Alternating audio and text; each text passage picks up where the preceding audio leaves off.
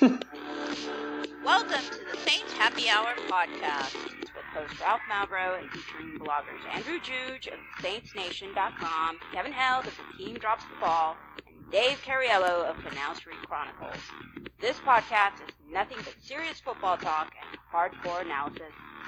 Which four of you would survive the longest in the zombie apocalypse, and in which order would you die? Well, Ralph, no offense, you're going first. Oh, definitely. No. The zombies would smell Dave's sugar blood and target him. They'd get his... I don't even have a joke, Dave. Dave smells like nougat. Now here's your host, Ralph Malbrough. All right, welcome to the annual edition of Saints Happy Hour podcast. We are live streaming tonight on the YouTubes and the Patreon. If you are a Patreon subscriber, you possibly could be hearing this live. As always, we are sponsored by TixBlix, the official ticket provider of the Armchair Media Network. Unlike other ticket providers that sneak in extra fees and unexplained service charges, at TixBlix, the price you see is the price you pay. If you want to see your favorite player get in his licks, maybe that's Hakeem Nicks, Akeem Hicks, or HaHa Clinton Dix, go to TixBlitz.com and enter promo code ARMCHAIR at checkout to receive 5% off your total ticket purchase. That's TixBlitz.com, promo code ARMCHAIR, Tix Blitz, guaranteed seats, guaranteed emotions. Yeah, I butchered that one all up because you haven't been practicing. I have not. I was not practicing. I was setting up about 900 different things Dr. Laura, to get the live stream working. I'm sorry, Dorothy. I didn't do my exercises and I paid the price. It says live stream offline. Is that? I don't know. Well, you might have to refresh the page, perhaps. I did that.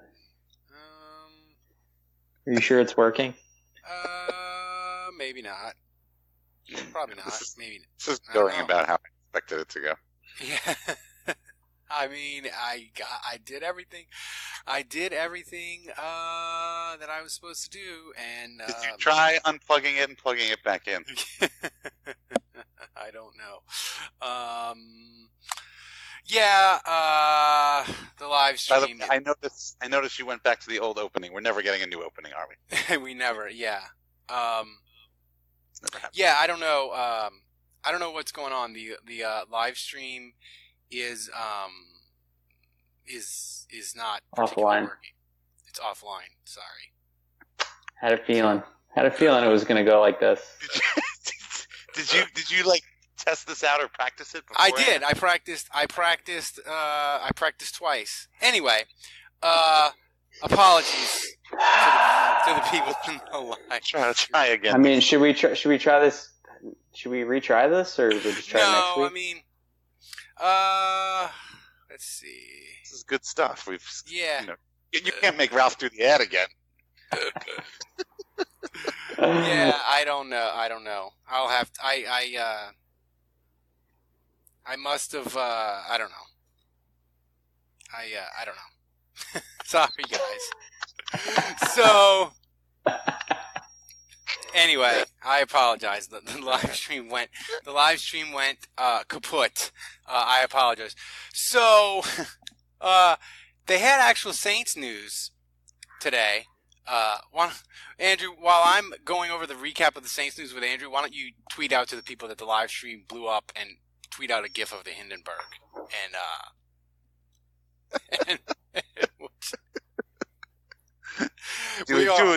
do that GIF with the burning dumpster.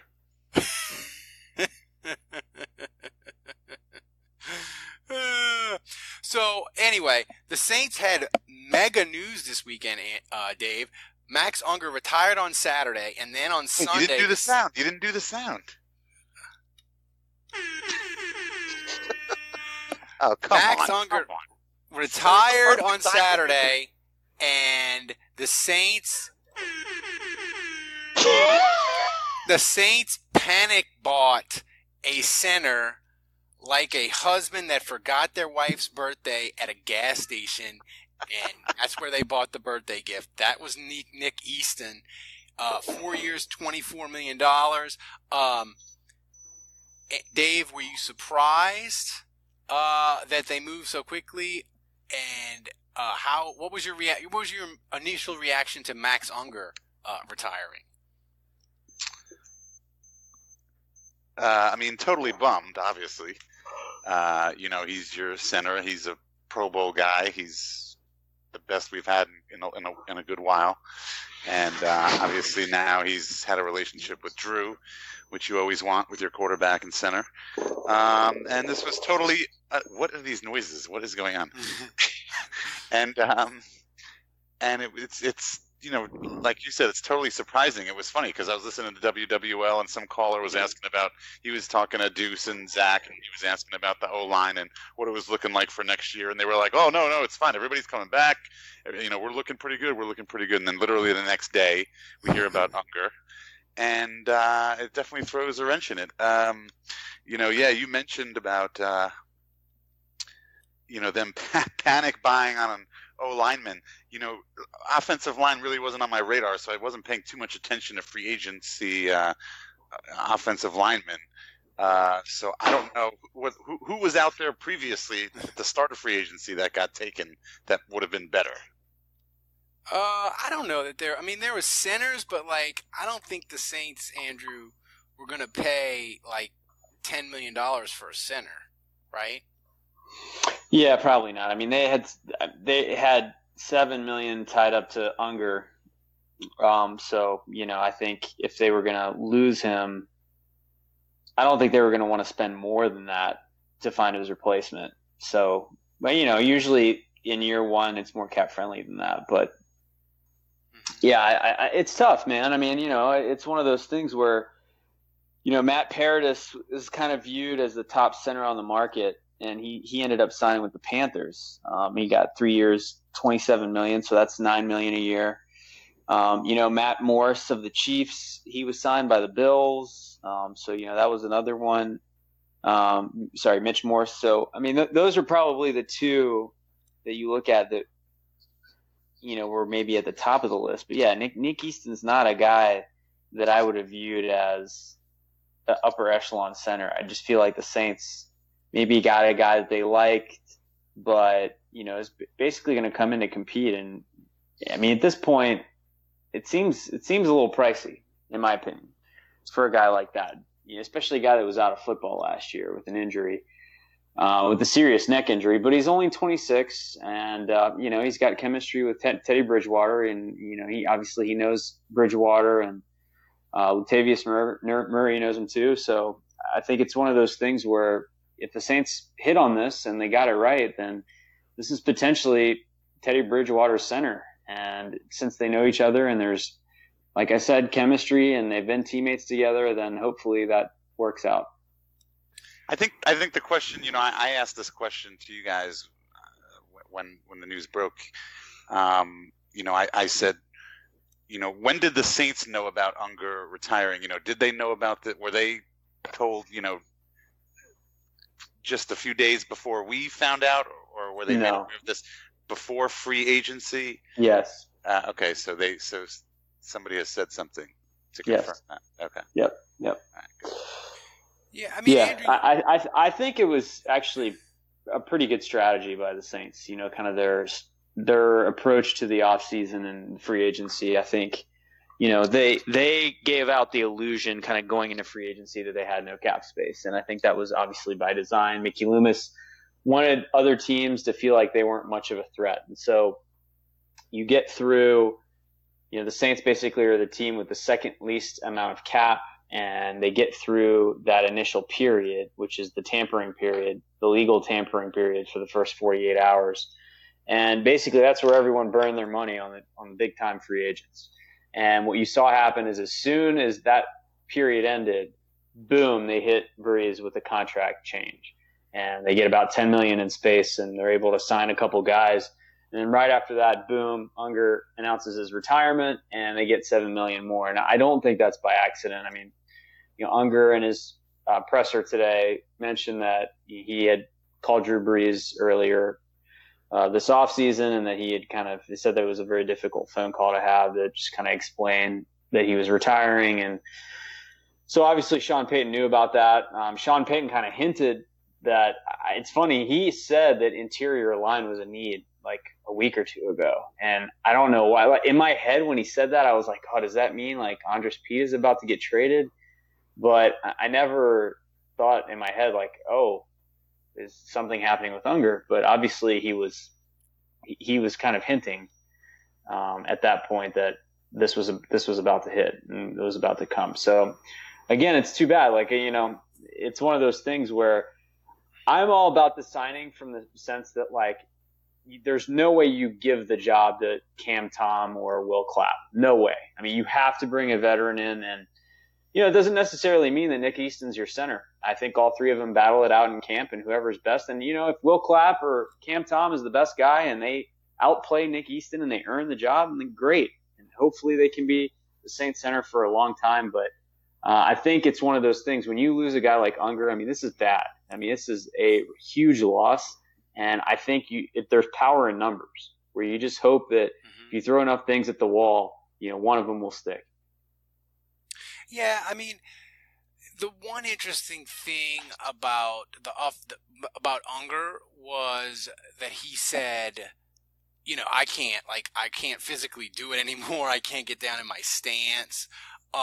So Dave, I joked yesterday on Twitter that this really showed that the Saints 2018 offensive line, that's what kept them from winning a Super Bowl, because all those fuckers were injured from left to right. Everybody was dealing with something, but it's the same thing now. Like, their offensive line is still like a giant copay. I mean, Armstead is dealing with whatever injury he has. Pete has the broken hand. Nick Easton didn't play a down last year. Warford was banged up, and Ramczyk was playing with the RoboCop armor. So, I mean, I just how think that's the concerned nature. are you with the health of the offensive line and the injury stuff at the end of last year going forward? I mean, I think that's sort of the nature of the beast. I think that it's kind of always like that. I mean, there's always a little something. I mean, a broken hand. I mean, that's bones that'll heal. That's. No, I mean, I'm being serious. It's not like a torn ligament or a muscle or something like that. Armstead, obviously, he was really messed up at the end of the season. Played through it, and probably played when he shouldn't have been playing. Yeah, I mean, it's a concern, but at the same time, I mean, I got to think that most teams at the end of 16 game season, a lot of their offensive line is feeling pretty banged up. So, but yeah, I mean, it's you need to have a good offensive line when you're the Saints and you're running their offense.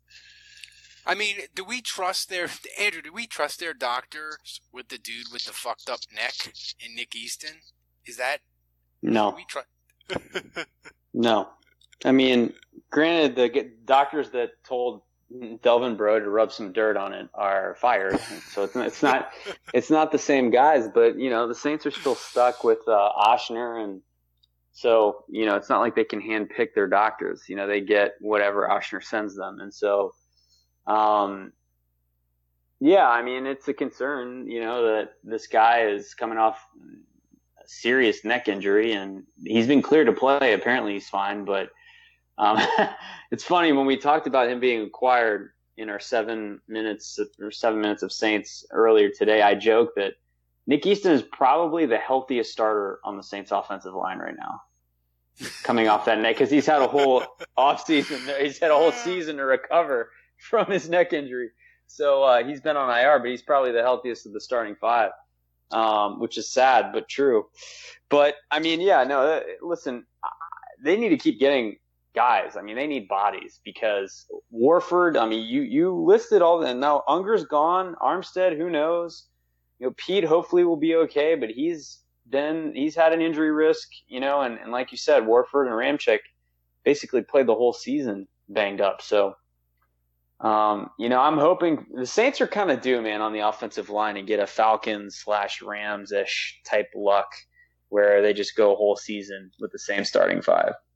When the fuck did that happen? When's the last time that happened with the Saints? I guess 2009. Although, Jamal Brown was injured to start the year. But after the Jamal Brown injury, they went the whole season, I think, with the same starting five. Is that true? Damn, that's 10 years. Like, the Rams haven't had a fucking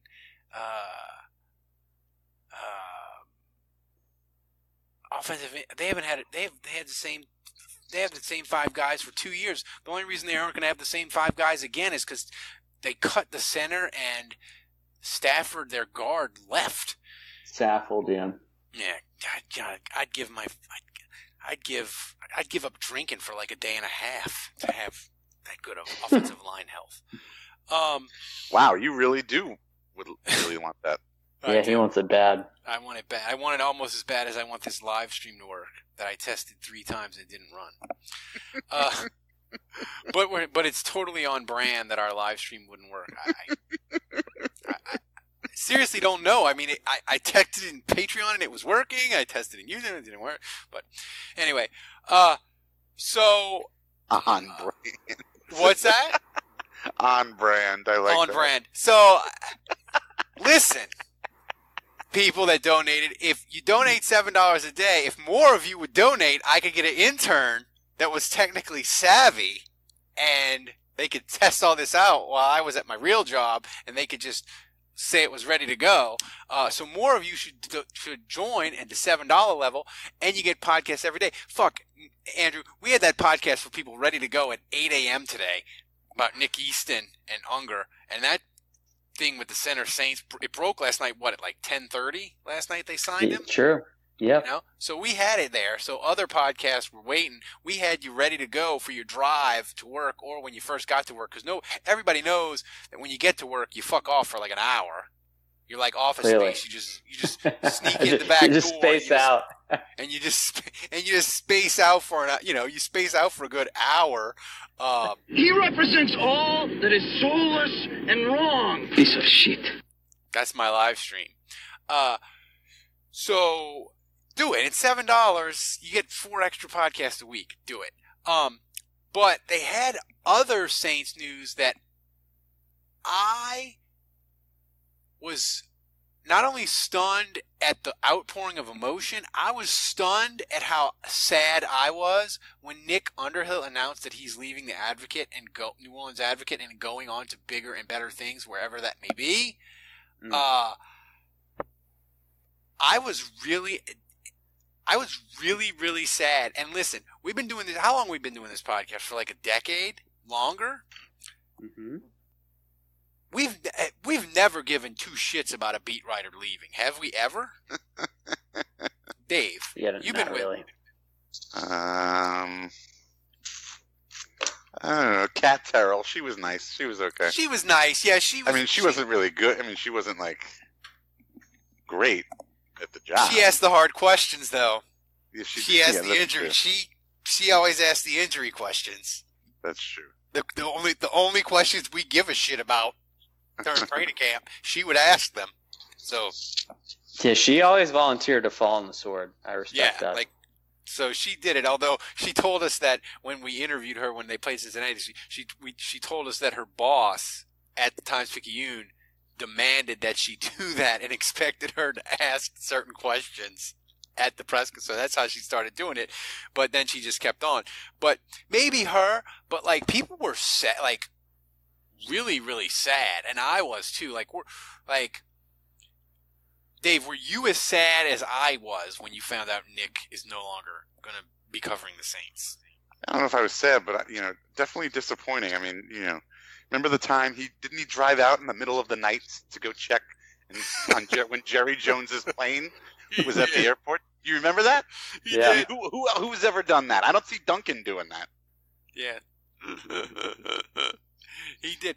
And he charted every pass Drew Brees ever threw, which is just fucking bananas. Right? Andrew? Yeah. I think he kind of. I remember. You guys ever listen to like the Jerry Cantrell like podcasts, and he talks about how he does like the Alice in Chains albums, and he's like, yeah, I just like lock myself in my basement. I don't come out for like 3 months. He's like, I don't shower. I don't really eat. He's like, yeah, he's just like, all I do is play guitar and like suss this out in my head. And like, I basically like shut myself off from the world. And, that's how I make an Alice in Chains album. And he's like, I come out and I'm really unhealthy and I kind of have to reacclimate to the world and start eating again and showering and assimilate in society. And I feel like that was Nick Underhill when he would write these massive, just mad scientist pieces where he just would come up with ridiculous, incredible, insane amounts of research and basically be able to come up with conclusions that no one in Saints media or NOLA media history has ever done.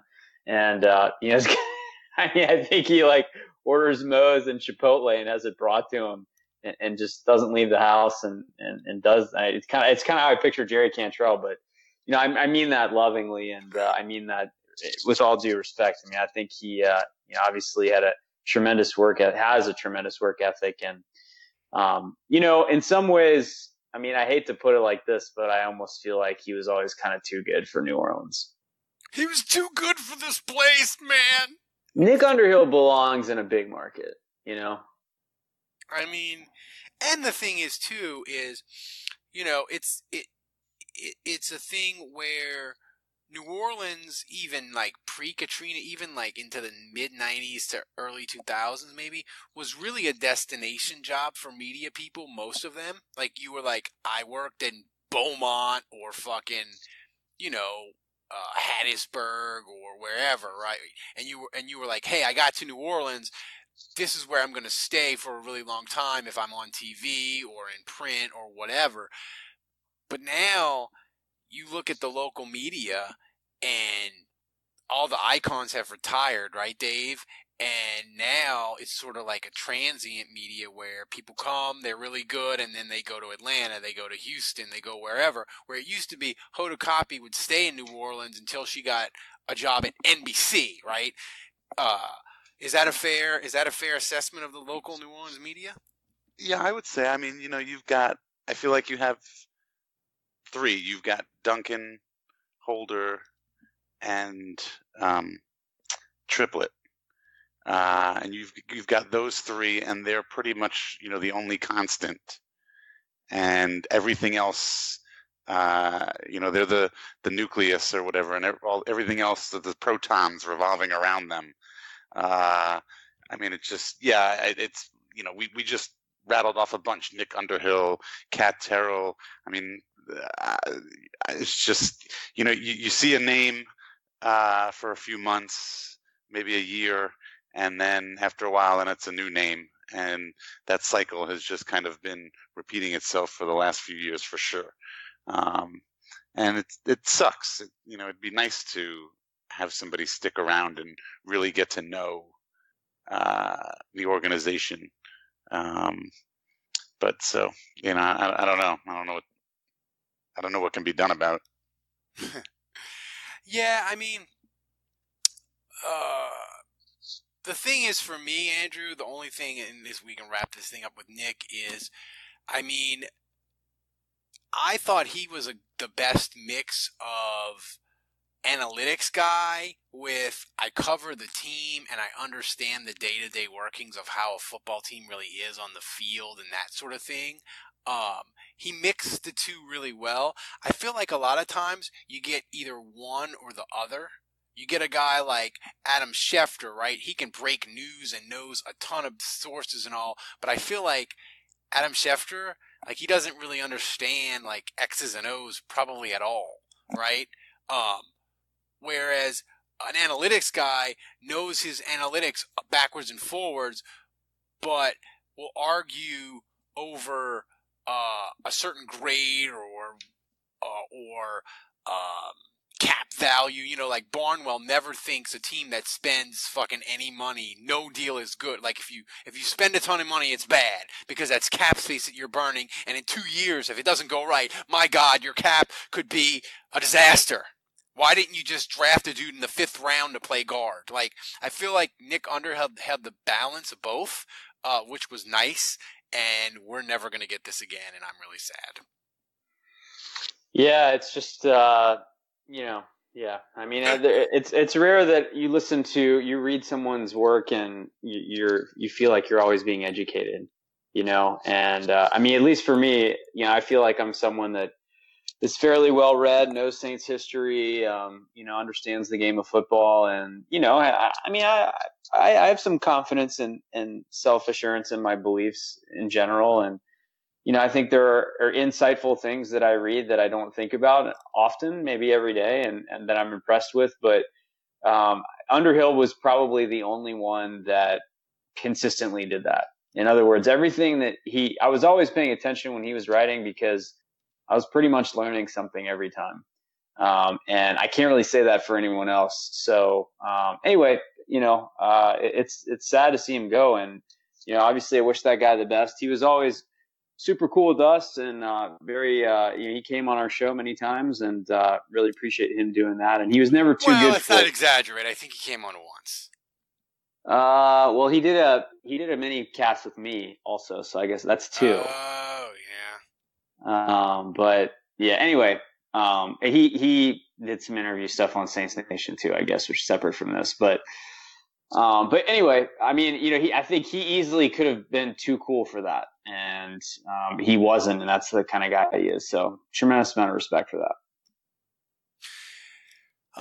The thing about Nick is he came up like us, like he was a blogger and a podcaster, and that's kind of how he got started. So I think he kind of always realized that there's a lot of talented people outside of just the legit media circles.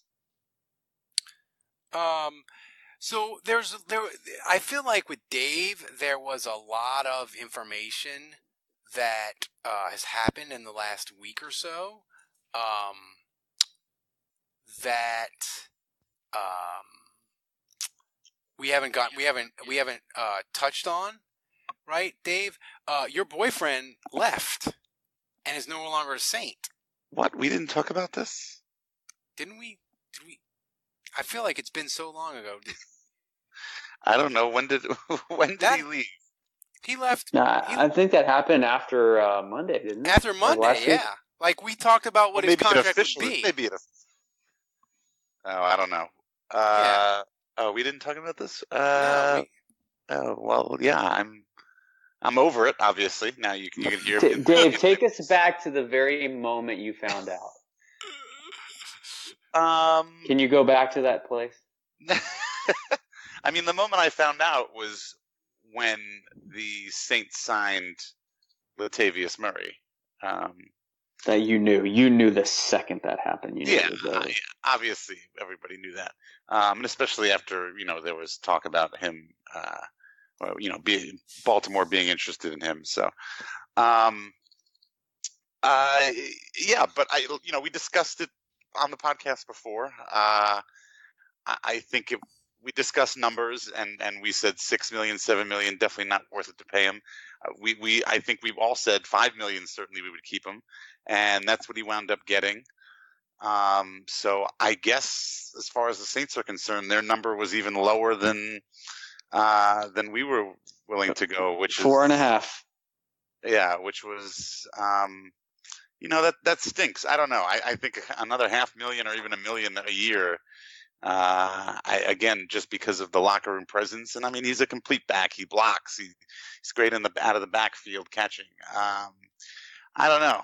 I think it was a breakdown in communication. I mean, I think if Ingram knew that it was gonna play out this way, he would have taken the Saints offer. And if the Saints knew that it was gonna play out this way, they would have given him $5 million a year. I think it was one of those things where the Saints were like, hey, someone else wants Latavius Murray. So if you're not going to take our deal, like, we got to jump on this guy, and we're offering you $4.5 million a year. And Ingram's like, no, I want 7. I want 7 a year. And they parted ways because of that. And then basically once Ingram lost all his interested parties, then all that was left was the Ravens, and then the Ravens were offering 5. So that's what he had to take. And I think his agent overplayed his hand, and it's just really too bad. I mean, I think sometimes that's how it goes in free agency. You're trying to get your client the most money, and there's a little gamesmanship by Ingram's camp there to try to up his offer a little bit. But I think Ingram thought he would get more money than he did. That makes me. You don't think that if his agent had an offer from Baltimore, we're taking at the very end, you wouldn't think he wouldn't go back and say we're taking $5 million with Baltimore. Anything final you want to say? I mean, I just think that he was playing multiple teams off of each other. And so I think he had 4.5. Ingram had 4.5 from the Saints and 5 from Baltimore. I fixed the live stream. We have breaking news. I fixed the live stream. With 5 minutes left in the show? Yeah. Totally on brand. That's awesome. I wonder, is anyone going to actually listen to it now? We have 2 people. Thanks. 3 people watching. Anyway. I like that picture of Unger. So the Mark Ingram thing sucks. I don't know if you guys discussed Jared Cook. I'm getting nervous. Saints have nobody to catch the goddamn ball. I mean, sign the guy already. My God. Come on. He's shopping. Dude, I read on some non-reputable... You saved all that money on not signing Mark Ingram. Now you don't have to pay Max Unger. Blow it all. Blow it all on the freaking pass catcher. Please, for the love of God. I read on a totally non-reputable Twitter account that Jared Cook is shopping the Saints offer, hoping to get a better one. And what the Saints need to do is go to him and say, I gotta barbecue your assy molasses! If you don't sign that shit by noon tomorrow, don't shop that shit around. Either sign or be done. I read. Great, now we're getting feedback from the live feed. Awesome. It's on brand, also. Yeah, on brand. I'd say this is probably our most on brand podcast since like the week. If this is the first time you're ever listening to our podcast, you have gotten all of it right in one episode. This entirely encapsulates everything this podcast is about. The best part is we are 1/7 of the way in people supporting the podcast and subscribers to me being able to quit my real job and do this full time. We only need $6,000 more a month, and I can be your podcaster dollar store version of Nick Underhill. People, all you need to do is keep donating and get us up to $7,000 a month so I can live my decadent, abusive lifestyle and do this full time from my kitchen table and my boxers. It's not too much to ask. Come on. It's just $7 a month. But is that fair? Like, should the Saints crack down on Cook? Andrew would be like, dude, sign this or get off the pot. Yeah, I mean, I'm kind of surprised we're not hearing more news that he's visiting other teams, because he visited with the Saints, and I would think that the number 1 tight end on the market would either, I don't know, maybe the Saints felt like they were lowballing him. He's not. Like, they had a bunch of other tight ends top that are 2. But he's not. Like, I disagree with you. Like, he might be the best pass catcher and he might be attractive to us, but dude, other teams, they had tight ends. Other teams went in other directions and gave $6-7 million a year to tight ends. Like, his market just isn't there. Like, we can say he's the best tight end in the market, but like, teams don't really feel that way. Are they all like? Do you think Why do you think that is, Andrew? I mean, like, I agree with you. I was like, he's the number one guy in the market. He's going to get 2-3 years maybe and get like $7 million a year. And clearly, he ain't fucking getting that. Like, it's weird. I'm surprised. I mean, he's 32 years old, but I'm very surprised that he hasn't signed with someone. Dave, your thoughts on why he hasn't signed? I have no fucking idea. I'm annoyed. That's I mean, I know why Anta hasn't signed, because teams look at him and are like, dude, your shoulder is as crippled as Ralph's left arm, and we ain't paying you dick. And he's just going to wait it out until August, I think, when the team gets desperate. But Cooks, like, I mean, if Pelicans just took the lead with 5 seconds left in the fourth quarter. Who did? What are they doing? No, stop. Lose. Can I say, we're not a basketball podcast, but the Pelicans game against the Suns on Saturday, that was the fucking Mona Lisa of tanking. They were up 3 with like 5 seconds left. They don't foul the guy. He hits the 3. There's a second left, and the Pelicans call a timeout. They don't have. The dude for the Suns shoots 2 free throws. Phoenix gets the ball inbounds. Pelicans lose. That was the fucking Sistine Chapel of tanking. It was art, and all the NBA people were mad at the Pelicans. The beat writers. I was like, this is fantastic. I want the Pelicans to entertain me and then lose, and it was magnificent. Yeah, well, there's 5 seconds left and they're up 1, so they just need to foul the Mavericks here. I mean, I haven't been as excited about watching one of my teams lose since the Saints in 2005 lost to Detroit and San Antonio on Christmas Eve when they were up, I think, 2, and Joey Harrington completed a 4th and 17. And Detroit ran on the field and kicked the game-winning field goal, because by that time I want Jim Haslett fired and I want Reggie Bush, and the Saints winning accomplishes neither of those two things. So I was literally running around my parents' house post-Katrina in Lacombe celebrating, and my family was like, the Saints just lost. Why are you celebrating? I'm like, because we're in fucking tank mode, baby. Reggie Bush.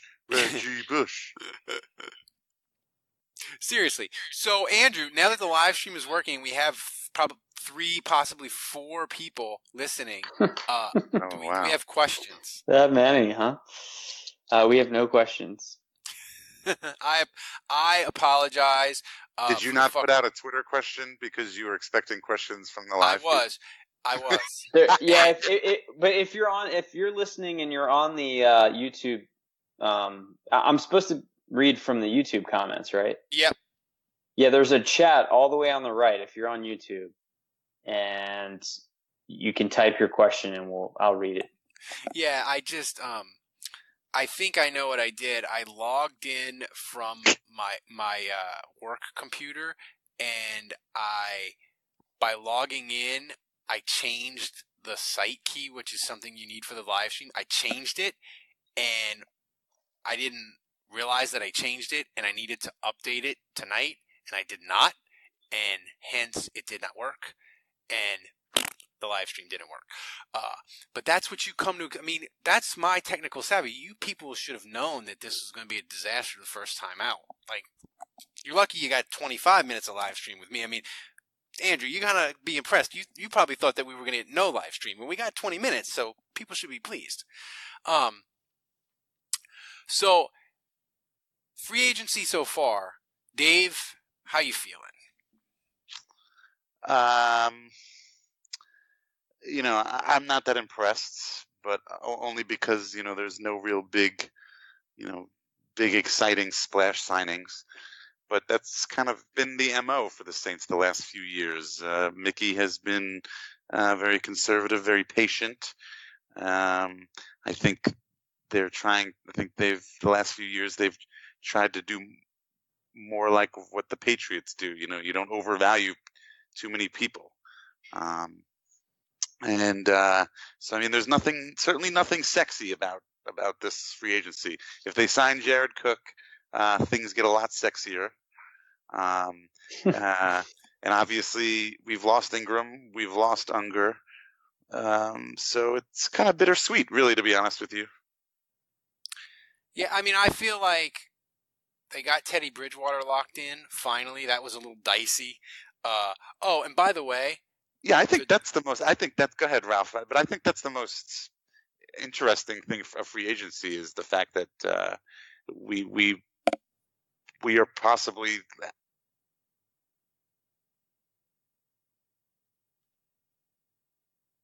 Do we lose Dave? No, I'm done. No, I think you just dropped out for a second. But no, you were saying about Teddy Bridgewater is the biggest thing in free agency. But what I was going to say is I love that the Dolphin fans were as nervous about the Dolphins signing Teddy Bridgewater as Saints fans were about him leaving. Like, both fan bases wanted him to stay in New Orleans. Like, Miami, their fan base is so committed to tanking, they've come up with the slogan, Fish Tank 2019, which is fucking amazing, I think. And they signed Fitzpatrick, which made them very happy. But, Andrew, I think the Saints get an A because they signed Teddy Bridgewater. It goes to an A+ if they can get Cook and Ansa. Yeah. But I mean, I think right now, I mean, listen, there's all the free agency left, and there's still the draft. So there's going to be opportunities to make this team better. But the draft. I mean, well, yeah. But I mean, you look at who they've lost. They've lost Unger, Watson, and Ingram. I mean, those are. And it's not. Watson wasn't great, but you talk about the leadership in the locker room. You talk about what Unger meant to this team. You talk about what Ingram meant to this team. And you're replacing that with Latavius Murray, Nick Easton, and currently we don't know, maybe Jared Cook. Man, that's not that exciting to me. I mean, if anything, I feel like maybe the offense has taken a little bit of a step back. You hate Latavius Murray. Tell the people what you text me. You hate him. You always admit it to me, but you kind of do. You kind of. I don't hate him. I don't. Yeah. I don't like his maybe I hate style. him a little bit. I don't like his running style. He's very tall. He's 6'3", and if you watch his highlights, like, he just runs very vertical. So I just think he's not a very good short yardage back. And I just think, like, the Saints kind of need the Ingram guy to be able to pound it on 3rd and 1. And I just think he runs too erect. Erect. I like that.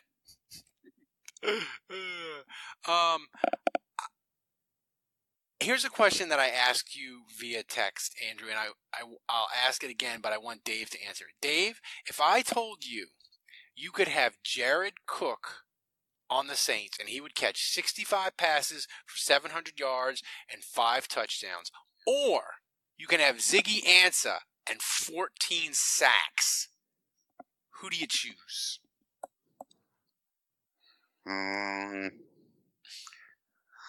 Man, that's tough, but I think I've got to go with. By the way, I guess the Pelicans gave up that lead, and now it's overtime.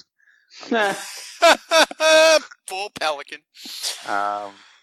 That's very on brand for the Pelicans. Wait, they actually did foul, didn't they? Yeah, they did. Oh, that's great tanking. tanking. The guy tripped over him. He fell to the ground. That is fantastic tanking. So I think I'd have to take Cook because I feel like the need for a pass, the offense. I think that would be a much bigger help for the offense than Ansah would be in that situation to the defense. I mean, the Saints have guys already on the team that could potentially. 14 sacks is 14 sacks. I mean, well, look, Cam Jordan can get there. Marcus Davenport coming in his second year. He's supposed to be around those numbers in year 2, I think. I mean, listen to Dave turning his nose at 14 sacks. It is. I mean, they got fucking 40 catches out of Dave you sit in your Thomas. tower, Dave. So anyway, I think it's possible that they have people on the team who could do that, but I don't think they have very many options at pass catcher who could potentially put up those numbers. And they're not even great numbers from Jared Cook. I thought you were going to say like 1,000 yards and 10 touchdowns or something like that. Because that would be more comparable to a 14 sack season, in my opinion. No, because I think if they're both awesome, I want the tight end just because I think the Saints need it Touchdown more. fun. But like 14 sacks, if the Saints defense is healthy, I feel like it would transform them into a top 3 defense. And if they're a top 3 defense and Drew Brees has like a Peyton Manning type decline, they could carry the Saints' ass to the Super Bowl if they're top 3 defense, right? So I would take the 14 sacks. Just for the record, Jason Klein on the chat agrees with me. He says, I'll take the sacks. So, Jason, I'm glad that you do not turn your nose up at 14 sacks unlike you two, one of my co-hosts. Yeah, you two love boys really love big sacks. Jason might qualify don't like your tight ends. Jason might qualify for super fan status, being that he stuck through all the night, the disaster that was the live stream. He probably just got home from work in the middle of the show and just turned us on right. So here's something I want to tell everyone is Dave graciously designed a fantastic beer koozie. I did not. I just took the artwork that we have and submitted it to the beer koozie company. Well, it's more sounds like a design to me. It looked like a design to me. You changed it from white to gold, though, right? Oh, yeah. I am a talent. I am a graphical design talent. Let me tell you. So anyway, Dave, paint. we've ordered the beer koozies, and here's the thing. Patreon, despite my incompetence with the live stream tonight, is a better product than Podbean. We love Podbean. And you can stay on Podbean if you want to stay on Podbean. But if you switch over from Podbean to Patreon, and oh, by the way, if you switch over, you won't get charged twice. Patreon doesn't bill you until the 1st of every month. Anyone that is on Patreon on May 1st, get a beer koozie as a thank you for supporting us and being on Patreon. So just, if you're on Patreon already, we love you. You're awesome. You're getting a beer koozie. If you're on Podbean, consider switching. And if you switch, we'll give you a beer koozie. We're not going to do away with Podbean. If you love Podbean, if you like it, and you want to stay, that's cool too. But if you switch over from Podbean to Patreon, you get a beer koozie. Think it over. So until next week, the bar is closed.